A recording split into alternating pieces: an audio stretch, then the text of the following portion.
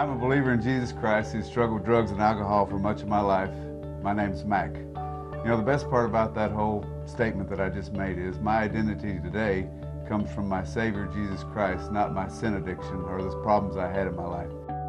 You know, I was raised in a real, what I would say is a normal family. They were Bible-believing, church-going people, but what I saw in this family and the other Christians that I was around as I grew up was a life that was categorized really by fear.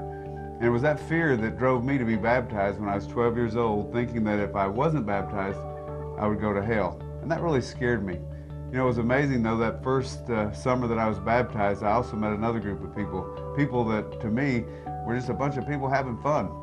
And the only thing I had to do to be accepted by that crowd was smoke pot. And I met Mary at a church summer camp, and I actually got sent to this church summer camp because my mom and dad thought if I just went to the right camps and right schools, that would surely straighten me out. So we came home and got married. Life was great for us. We partied all the time. I thought, you know, I can set a boundary for myself, because even drug addicts can set boundaries. And I thought, I'll just stop doing all drugs except smoking pot, because we all know that smoking pot ain't that bad. Well, one week after being awake all week or up all week without sleep, I came home on a Sunday morning because I just needed to crash out. I was just physically tired.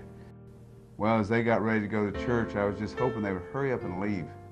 When Callie, our youngest daughter, who happened to be 4 years old at the time, came and stood beside our bed and said something that morning that would change my life. She stood beside the bed and looked at me as she talked to her mom, and I still remember her little hands being on her hips as I was pretending to be asleep. And she said, "Mom, how come Dad doesn't do anything with us?" It was in that one moment that God gave me the greatest gift of my life. And that was a moment of clarity, a moment of clear thinking, of right thinking. I realized in that one moment that I was killing everybody I claimed to love. And as they left for church, I realized things had to change. So I went outside after they left. I got right back up out of the bed. I collected all my drugs, my paraphernalia, scales, needles, everything. Went outside and burned them.